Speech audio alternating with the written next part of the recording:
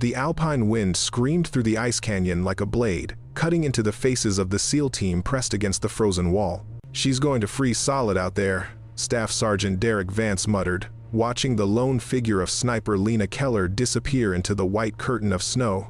Ahead of them, an entire enemy battalion was tightening its noose. Above, the storm was erasing every trace of their position. But just when defeat seemed certain, silent rifle shots began echoing from behind enemy lines. Team leader Marcus Holt could only whisper, "Impossible." She flanked the entire battalion. The briefing room at Forward Operating Base Edelweiss felt like a refrigerator, but that was nothing compared to what waited outside. Chief Petty Officer Marcus Holt studied the topographical map spread across the metal table, his weathered fingers tracing the jagged peaks of the Swiss-Austrian border region. 8 SEALs from Bravo 6, himself included, and 1 specialist sniper he'd never worked with before. "Gentlemen," and "Specialist," Lieutenant Commander Patricia Morse began, her tone clipped and military precise. "Dr. Victor Lindgren was captured 72 hours ago. He's a civilian contractor working on classified thermal imaging systems that would give us a significant advantage in Arctic warfare. Current intelligence places him in a fortified position." Here, she tapped a valley circled in red, guarded by elements of the 4th Mountain Infantry Battalion. Approximately 200 enemy combatants with extensive cold weather training. Holt felt the weight of those numbers. 200 against 9, in terrain that killed as efficiently as bullets. "The weather window is 18 hours, Morse continued. "After that, a major storm system moves in, and we lose any chance of extraction for a week. By then, Dr. Lindgren will be long gone, probably in Moscow." Derek Vance, the team's weapons sergeant, leaned forward. "Ma'am, with respect, a frontal assault is suicide. We need air support, armor, something." "Not available. The political situation is delicate. This needs to be surgical, invisible. Which is why Specialist Keller is joining you." All eyes turned to the woman standing slightly apart from the group. Lena Keller was 32, average height, with the kind of lean build that suggested endurance over power. Her face was unreadable, pale eyes fixed on the map rather than the men scrutinizing her. She wore her hair pulled back tight, no nonsense. Everything about her suggested economy of movement, purpose without waste. "Keller has 73 confirmed eliminations in mountain environments," Morse said. "She trained with the Swiss Special Forces at their Alpine Warfare School. She knows this terrain." "Knowing terrain and surviving it are different things," Corpsman James Rutherford said quietly. He was the team's medical specialist, trained to read human limits. "Temperatures forecast at -25°C. Wind chill will drop that another 10 degrees. Frostbite happens in minutes, hypothermia in less than an hour if you're not moving." Lena spoke for the first time, her voice low and precise. "I've operated in colder." "Where?" Vance challenged. "Finnish Lapland. Winter training exchange. -40 for 2 weeks straight." She didn't elaborate, didn't defend. Just stated fact. Holt watched the dynamic forming. His men were professionals, but they were also human. They'd trained together for years, learned to read each other's movements in the dark. Trust was earned in blood and shared misery. Lena Keller was an unknown variable, and in a mission this tight, unknowns got people killed. "We insert at 0400, he said, cutting through the tension. "Alpine approach from the North Ridge. Keller, you'll provide overwatch from high ground while we conduct the extraction. Your job is to identify threats and neutralize high-value targets, communications, heavy weapons, officers. Keep their heads down while we move." Lena studied the map for a long moment. Her finger traced a route that made Holt's stomach tighten, a near-vertical approach along an exposed ridgeline. "This gives me the best angles," she said, "but you'll be exposed crossing this valley. They have the high ground on 3 sides." "We don't have a choice," Holt said. "It's the only approach that keeps us out of their main patrol routes. They'll see you coming. Then you make sure they can't do anything about it." Their eyes met. Holt saw something in her gaze that wasn't defiance or arrogance. It was calculation, the kind of cold assessment that separated survivors from casualties. She nodded once. The pre-mission hours passed in ritual preparation. Weapons cleaned, gear checked 3 times, ammunition counted. The SEALs worked in practiced silence, each man attending to his equipment with the focus of a surgeon. Lena worked apart from them, methodically assembling her rifle, a custom Barrett MRAD chambered in 338 Lapua Magnum, designed for extreme long-range precision. Tommy Reeves, the team's youngest member at 24, watched her adjust the scope with micrometer precision. "That's a hell of a rifle," he offered, trying to bridge the distance. "It needs to be." Lena didn't look up. At this temperature, metal contracts, scope zero shifts, bullet trajectories change because the air is denser. Miss by half a degree and you're 2 feet off target at 800 meters. You adjust for all that? Every shot. She paused, then added with something that might have been dry humor. "Otherwise, I'm just making noise." Reeves grinned despite himself. Fair enough. At 0345, they loaded into 2 Blackhawks. The helicopter stayed low, hugging valleys to avoid radar detection. Through the open door, Holt could see moonlight on snow-covered peaks, beautiful and utterly hostile. This was terrain that had killed experienced climbers on clear summer days. They were about to fight a war in it. The insertion was clean. Fast ropes dropped, boots hitting snow, helicopters vanishing into the darkness within seconds. Then silence, broken only by wind. Holt felt the cold immediately, a physical force that found every gap in his layers. His breath formed ice crystals on his balaclava within minutes. They moved in single file, Holt on point, each man maintaining visual contact with the one ahead. Lena was positioned in the middle of the formation, her rifle case strapped to her back. The approach was slow, deliberate. Every step had to be tested. Snow-covered rocks could hide ice, and ice meant falls, and falls meant injury or death. 2 hours in, they reached the first decision point. The route split, one path relatively gradual but exposed, the other steep but offering more cover. Holt was about to choose when Lena moved past him to the edge of a small cliff. She studied the terrain below through thermal optics, then pointed. "Patrol, 4 men, 800 meters northeast." Holt looked through his own scope. It took him a moment to spot what she'd identified immediately, heat signatures barely distinguishable from background. They were good, whoever they were, disciplined. "They're running a pattern," Lena said quietly. 12-minute intervals. We wait here, move when they're at the far end of their sweep. She was right, but Holt felt a flash of irritation at her taking initiative. He was team leader, then professionalism overrode ego. Right was right, regardless of who said it. They waited, prone in the snow, as the patrol passed. Holt counted heartbeats, feeling cold seep through his gear. Beside him, Vance's jaw was clenched so tight the muscles stood out. Only Lena seemed unaffected, perfectly still, breathing slow and controlled. When the patrol disappeared behind a ridge, they moved. At the first rest halt, Derek Vance pulled Holt aside, voices low. "She's competent, I'll give her that, but Marcus, this environment." He gestured at the darkness around them, where the temperature had dropped to -28. "One mistake, one injury, and she becomes a liability we have to carry. No offense to her skills, but physics doesn't care about training." Holt understood the concern.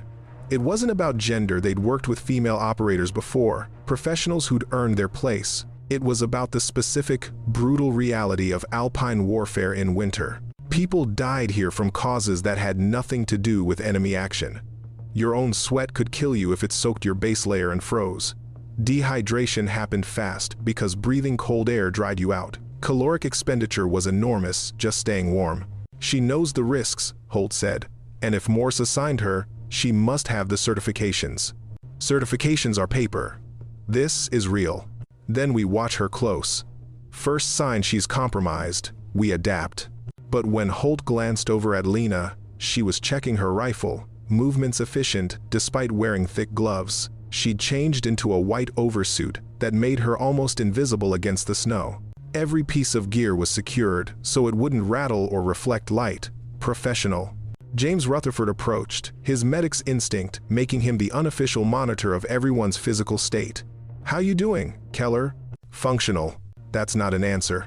I need to know if you're feeling numbness anywhere, if your core temperature is dropping." She met his eyes. "My fingers and toes are cold but responsive. No tingling, no shivering. I'm hydrated and I've been eating high-fat snacks every 30 minutes to maintain calorie intake. I'm functional, Doc." Rutherford nodded slowly. She'd just listed the exact metrics he would have asked about. "You've done this before." "Several times." The worst was Norway. 41 degrees below zero, sustained winds at 40 knots. Had to set up a hide site and maintain it for 36 hours waiting for a target. That's when you learn what your body can actually handle versus what you think it can. "What'd you learn?" Tommy Reeves asked, drawn into the conversation. Lena was quiet for a moment, and Holt saw something flicker behind her eyes. Memory. Maybe pain. That the human body is more resilient than you believe, and more fragile than you remember. And that cold doesn't negotiate. You either respect it or it kills you. The temperature continued dropping as they climbed. They were at 2,400 meters now, approaching the altitude where the air itself became an enemy, each breath slightly less satisfying than the last. Holt felt it in his lungs, a burning that had nothing to do with exertion. At 0630, with dawn still an hour away, they reached the staging area, a natural depression in the mountainside that offered concealment and a view of the valley where Dr. Lindgren was being held. Holt glassed the target area through his optics. The enemy had chosen well. The compound sat in the center of the valley floor, impossible to approach without crossing open ground. Guard towers at each corner, regular patrols visible even in pre-dawn darkness. 200 men, Vance muttered. They weren't exaggerating. Lena had moved to a higher position, her rifle now assembled and mounted on a bipod. She was scanning systematically, left to right, noting positions. They have D-6 heavy machine guns on the north and south towers. Mortars here, she pointed, and here. Mobile artillery, probably 120 millimeters, staged behind the main building. 3 hardened positions with interlocking fields of fire covering the approach routes. So we're looking at a fortified position with crew-served weapons and indirect fire capability, Holt said.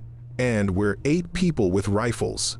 9, Lena corrected quietly. And one of those rifles can reach out to 1,500 meters with accuracy. "You could shoot from here?" Reeves asked, impressed despite himself. "I could, but I shouldn't. The angles are wrong.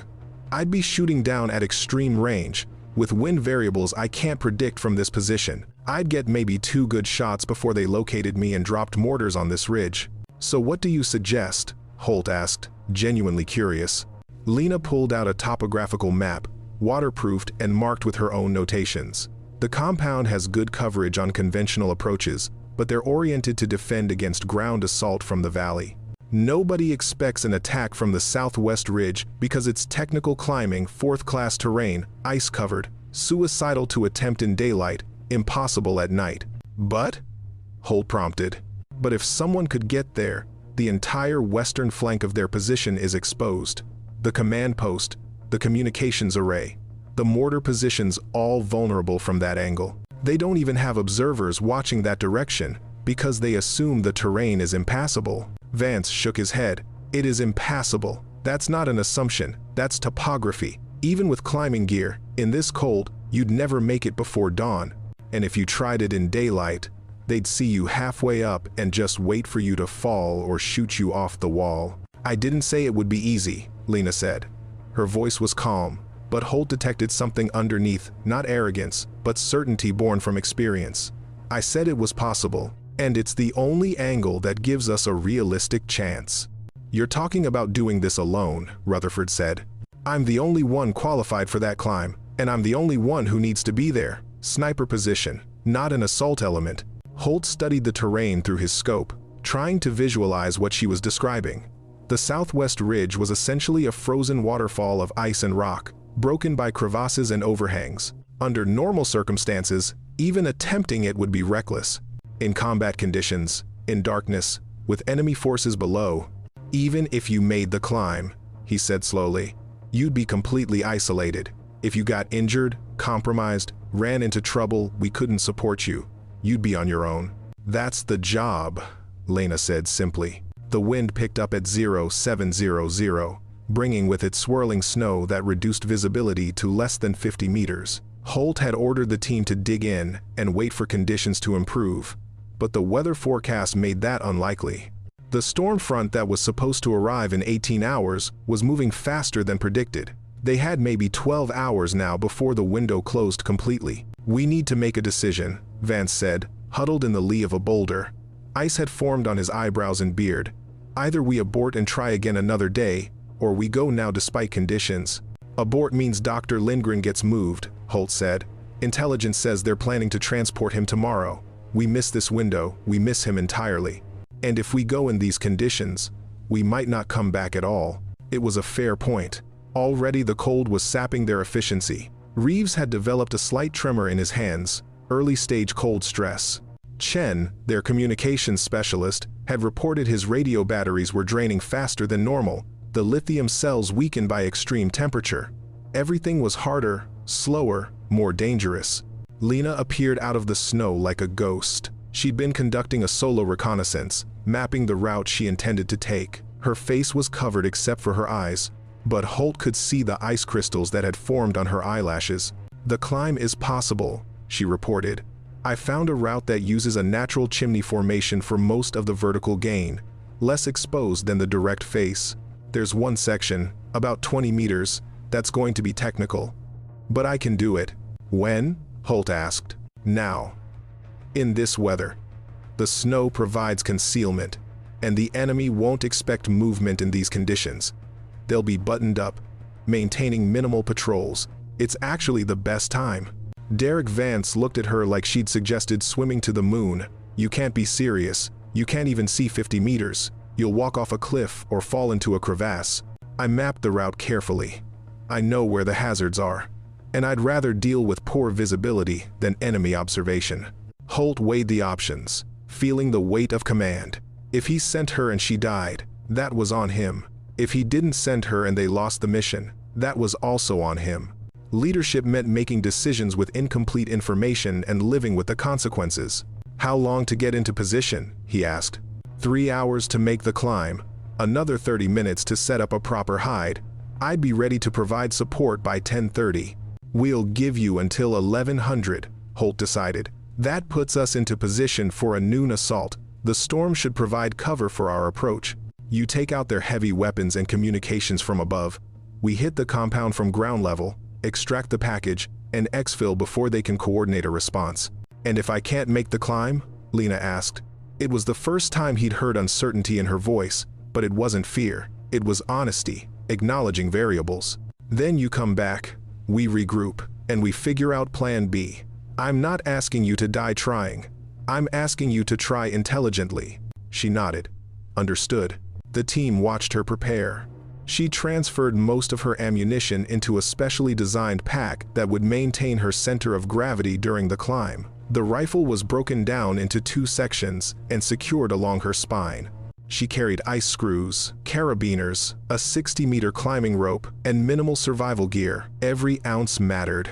Tommy Reeves approached her as she was making final adjustments. "Hey, Keller, be careful out there." She looked at him, and for a moment her professional mask slipped slightly. "Careful is how you survive, but thank you." Then she was gone, swallowed by the snow. For 3 hours, the SEALs waited in their frozen positions, rotating who kept watch and who tried to conserve warmth. Nobody spoke much. There was nothing to say. Somewhere out there, a woman was climbing a vertical ice wall in sub-zero temperatures with 200 enemy soldiers below her, and they could only trust that she knew what she was doing. At 0945, Chen's radio crackled softly. He pressed it to his ear, listened, then looked at Holt. "That's Keller. She's in position." "Already?" "Says she found a faster route once she got up close." Professional climbing language, something about ice conditions being better than expected for protection placement. Holt felt a small knot of tension release. She'd made it. Now came the hard part. At 1030, they began their own approach. The team moved in 2 4-person elements, spread out to minimize casualties from a single enemy burst. Holt led one element, Vance the other.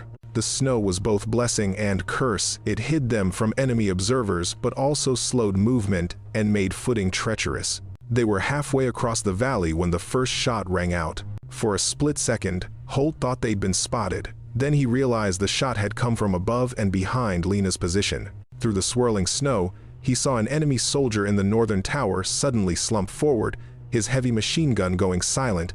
"Jesus," Reeves whispered. "That's got to be an 800-meter shot. In this wind." A second shot followed 15 seconds later. The southern tower's gunner went down. Lena wasn't just shooting, she was surgically removing their heavy firepower before they could respond. "Move," Holt commanded. "She's given us an opening." They surged forward, using the confusion to close the distance. The enemy compound erupted into activity, soldiers running to positions, but they were looking in the wrong direction. They thought the attack was coming from the valley floor. They had no idea death was coming from the mountain behind them. Lena's next shot took out a man Holt hadn't even identified as a threat, an officer, probably, based on his position and the way others had been orienting to him. Without him, the enemy response became disorganized, units acting independently instead of as a coordinated force. "She's not just shooting targets," Chen said, awed. "She's dismantling their command structure." Another shot. The communications antenna array sparked and went dark. Now they couldn't call for reinforcements even if they wanted to. The SEALs were within 100 meters of the compound when something went wrong. The mortars opened up. The first mortar round landed 30 meters to Holt's left, the explosion throwing up snow and frozen earth. Training took over, everyone scattered, seeking the nearest cover. But there was precious little cover in the valley floor. "They're dropping mortars blind into the valley," Vance shouted over the team radio. "Saturation fire." He was right. The enemy couldn't see them clearly through the snow, so they were simply bombarding the entire approach route. It was crude, but effective. Holt threw himself behind a boulder as another round impacted, feeling the concussion wave roll over him. "Keller, this is Bravo, 6 actual," he transmitted. "We're taking indirect fire. Can you identify mortar positions?" "I have them," her voice came back, professionally calm despite the chaos. "2 tubes, positioned behind the main structure. I can't get an angle on the crews from here, they're defilade to my position." Damn. The one weakness of her elevated position, she couldn't shoot straight down. "All elements, fall back to the ridgeline," Holt ordered. They couldn't advance through a mortar barrage, not without taking casualties. Better to regroup, and the plan died as Tommy Reeves went down, not from enemy fire but from the terrain itself. His foot broke through a snow-covered crevasse, and Holt heard the snap of bone even over the explosions. Reeves cried out, unable to suppress the sound of sudden, intense pain. Rutherford was moving before Holt could give the order, combat medic instincts overriding self-preservation. He reached Reeves, assessed the injury with quick, practiced hands. Compound fracture, lower leg. He's done for mobility, which meant someone had to carry him, which meant they were now slower and more vulnerable. The tactical situation had just degraded from bad to critical. More mortar rounds fell, walking closer. The enemy had them bracketed. It was only a matter of time before they landed a direct hit. "Bravo 6, this is Keller." Lena's voice held a new edge. "You need to withdraw. Get to hard cover, now. I'm seeing movement on your flanks, they're sending infantry elements to envelope you." Holt looked through the snow and confirmed what she was reporting. Dark shapes moving with purpose, at least 30 men on each side. The enemy commander was smart, use mortars to pin them down, then send infantry to finish the job. Classic hammer and anvil. "Roger that. All elements, withdrawal to the ice ridge, covering formation. Chen, you're carrying Reeves. Rutherford, you're rear security with me." They moved as fast as Reeves's injury allowed, which wasn't nearly fast enough. The enemy infantry was closing, using the mortar fire to cover their own approach. Holt could hear shouted commands in German and Russian multinational force, professionals who knew their business. They made it to the ice ridge just as the first enemy element opened fire. Bullets snapped through the air, impacting rock and ice. The SEALs returned fire, short controlled bursts to conserve ammunition. They were outnumbered at least 25 to 1, and those odds were about to get worse. "We are in deep trouble," Vance said, voicing what everyone was thinking. "We can hold this position maybe 20 minutes, then they'll either overrun us or mortars will get our range." Holt's mind raced through options. They couldn't advance, couldn't retreat without being caught in the open, couldn't hold indefinitely. The mission was failing. Dr. Lindgren would remain captured, and 8 SEALs, 9, counting Lena, were about to become casualties. His radio crackled. "Bravo 6. Actual, this is Keller. Go ahead. I can change the tactical situation, but I need to leave my position and maneuver to a location where I can engage the mortars and their command element." "Negative. You're the only advantage we have right now." If you leave that position, then you die, she interrupted, her bluntness cutting through his tactical optimism. Marcus, listen to me. From here, I can shoot individual soldiers all day, but I can't stop the mortars and I can't disrupt their coordination. They have a command post set up in the main building with at least 2 senior officers directing this engagement. If I can take them out, their forces lose cohesion. Infantry units stop coordinating. The mortar fire becomes less accurate without forward observers. You're talking about assaulting a position by yourself. I'm talking about flanking them. Same principle I used to get to this position in the first place. They're focused forward, toward you. They're not watching their back. It was insane. It was also their only chance. How long to get into position? 40 minutes. Maybe less if I take risks. We don't have 40 minutes. Then I take risks. Holt felt the decision crystallize. He didn't like it, didn't want to send someone to probable death, but command meant making hard choices. Do it. But Keller, don't be a hero. If it's not possible, you pull back and we'll figure something else out. Understood. Keller moving. For the next 30 minutes, the SEALs fought a defensive battle against overwhelming odds. They were professional, disciplined, making every round count. But ammunition was finite, and the enemy seemed willing to trade casualties for time. Bodies accumulated in front of their position, but more kept coming. Tommy Reeves, despite his broken leg, was propped against a rock, firing controlled bursts. His face was pale with pain and cold, but his hands were steady. Chen was rationing radio batteries, knowing they'd need them for extraction coordination. Rutherford moved from position to position, checking everyone for cold injuries and managing their dwindling medical supplies. At 28 minutes, the mortars suddenly went silent. Everyone noticed the absence, the sudden lack of explosions.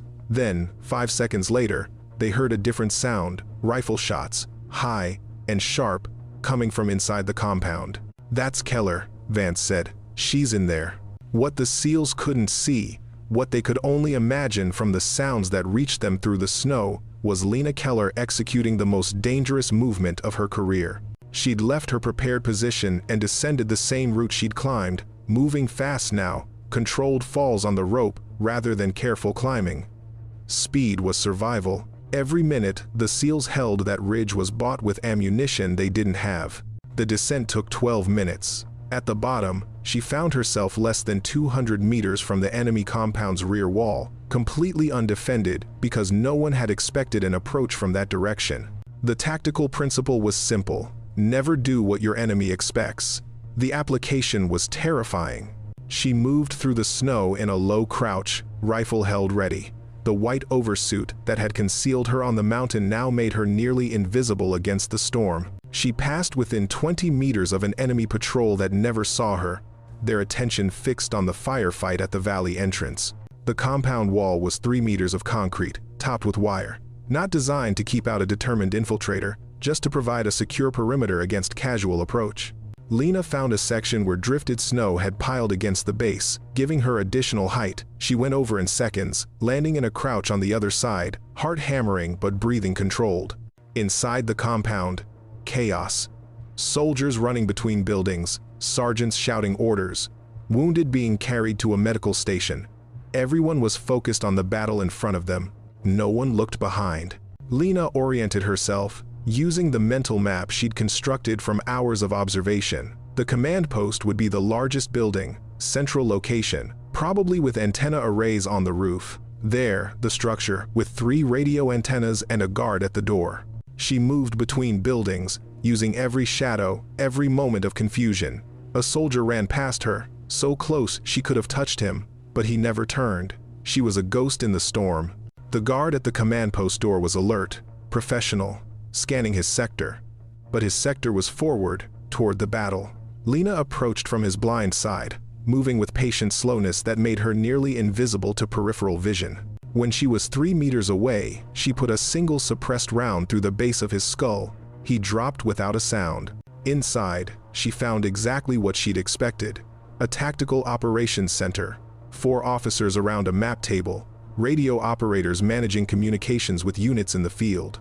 They were so focused on the battle they were winning that they never heard the door open. Lena shot the senior officer first identified by rank insignia and the way others deferred to him. Then the next in line of authority. 4 shots in 3 seconds, and the command structure of the entire operation collapsed. The radio operators were scrambling for weapons when she put rounds into the communications equipment itself, destroying radios and computers. No communication meant no coordination. Each unit would be fighting independently now, without orders, without support. She was out of the building before anyone fully understood what had happened, moving fast toward her next objective, the mortar position. The mortar crews were good professionals who knew their craft. They were also completely unprepared for an attack from inside their own perimeter. Lena approached from behind their defensive positions, and by the time they realized the threat, it was too late. She didn't try to kill everyone, just the spotters and the crew commanders. Without leadership, without the people who knew how to calculate firing solutions, the mortars were just expensive tubes. But now, she was compromised. Shouts of alarm were spreading through the compound. Soldiers were turning away from the valley battle, searching for the infiltrator in their midst. Lena had maybe 60 seconds before they organized a coherent response. She transmitted on the SEAL frequency. Bravo 6, this is Keller. Command element neutralized, mortars suppressed. I'm inside the compound, but my position is compromised. You need to move now while they're confused. Roger that, Holt's voice came back. We're moving. Where are you? West side of the compound, near the fresh. A burst of automatic fire cut her off, rounds sparking off concrete next to her head. She dove behind a fuel drum, returned fire, dropped the shooter. But more were coming, at least a dozen soldiers, converging on her position. The tactical situation had inverted.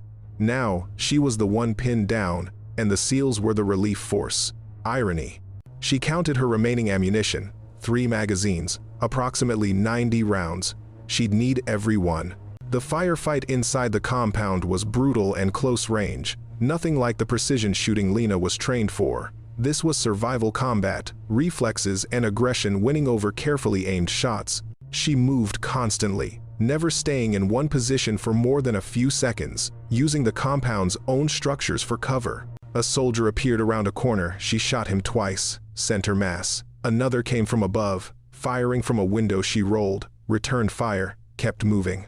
Her breathing was fast now, adrenaline overriding cold, body operating on pure combat instinct. The enemy was trying to coordinate, but without their command element, it was taking too long. Units were hesitating, waiting for orders that weren't coming. Lena exploited every second of that confusion. She reached a vehicle depot, military trucks and an armored personnel carrier.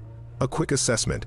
If she could disable the vehicles, she'd limit the enemy's ability to pursue during the extraction. She fired into fuel tanks, watching diesel pour out onto frozen ground. Not as dramatic as an explosion, but effective. Then, she heard American voices, close by. The SEALs had breached the perimeter. Keller, sound off. Southeast corner, vehicle depot. She fired at movement on her flank, providing covering fire for her own rescue. Marcus Holt appeared through the snow, rifle up, instantly reading the tactical situation. With me, we're getting the hell out of here. The combined force of SEALs and one very determined sniper fought their way toward the main building where Dr. Lindgren was being held. The enemy resistance was collapsing into disorganized pockets. Without leadership, without communication, they were reverting to small unit defense rather than coordinated counterattack. They reached the detention building to find it lightly guarded. Most soldiers had been pulled to respond to the perimeter breach. Derek Vance breached the door with explosive charges, and they swept through interior rooms until they found Dr. Lindgren, a thin man in his 50s, looking terrified but unharmed. I'm Chief Petty Officer Holt, U.S. Navy. We're getting you out of here. Thank God, Lindgren breathed. I thought. Talk later, move now.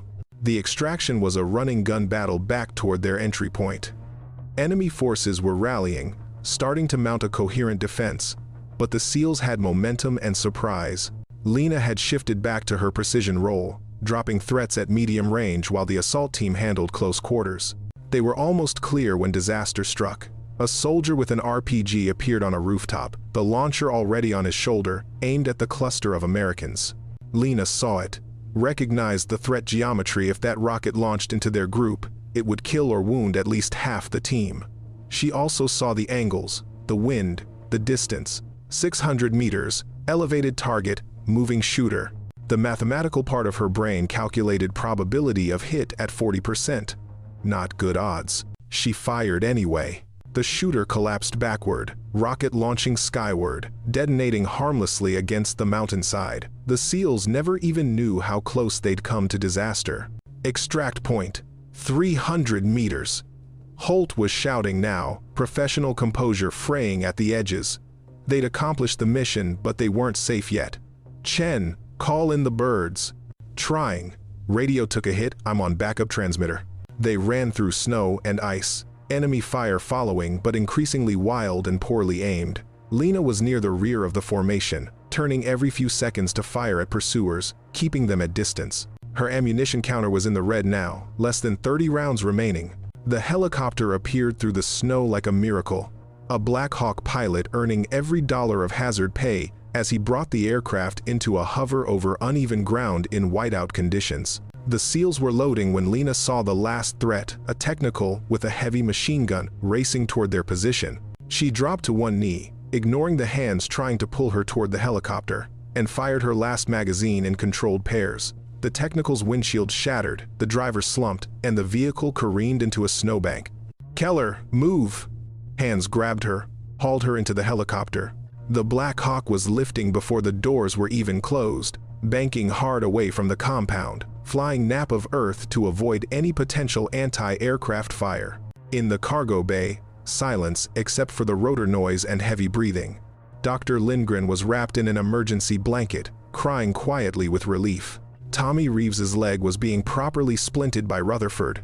Everyone was doing the mental arithmetic of survival. They'd made it. Derek Vance was staring at Lena, who was methodically checking her rifle, confirming it was clear and safe. "You flanked an entire battalion," he said finally. She didn't look up from her work. "I flanked the command element of a battalion. There's a difference. Not from where I was sitting." She finished her weapons check and finally met his eyes. "You held position under impossible odds. We all did our jobs. Some jobs were more impossible than others." It wasn't an apology exactly, but it was acknowledgement, respect. Back at FOB Edelweiss, after debriefs and medical checks, after Tommy Reeves had been evacuated to better medical facilities and Dr. Lindgren had been secured for transport back to the States, the team gathered in the mess hall. It was warm, almost uncomfortably so after the cold, and the simple presence of hot coffee felt like luxury. Marcus Holt found Lena sitting alone, as she'd been throughout the mission. "Old habits, mind if I join you?" She gestured to the empty seat. They sat in silence for a moment, both too tired for small talk. Finally, Holt said, "That climb you did, the flanking maneuver. I've been in special operations for 15 years, and I've never seen anything like that. It was necessary. Sometimes the impossible is the only thing that works. Where'd you learn to do that? And I don't mean the shooting, I mean the thinking. The ability to see tactical solutions that nobody else can." Lena was quiet, hands wrapped around her coffee mug. "Finish Lapland," she said finally. "The training exchange I mentioned, it wasn't actually a training exchange. It was a punishment deployment." Holt raised an eyebrow. "Story there?" "I had a disagreement with a commanding officer about tactical approaches in mountain warfare. I thought his plan would get people killed. I was vocal about it. He decided I needed to learn some humility, so he sent me to the worst winter training course NATO offers. 42 days in the Arctic Circle, solo survival and evasion. I was supposed to fail, come back ready to follow orders, without question. But you didn't fail. No. I learned that when you're alone in an environment trying to kill you, textbook solutions don't matter. Only what works matters. And sometimes what works is something nobody's ever tried before because it looks too crazy." She met his eyes. "That's what I did today. Something too crazy to be expected." "Well, I'm glad you're crazy." Holt stood to leave, then paused.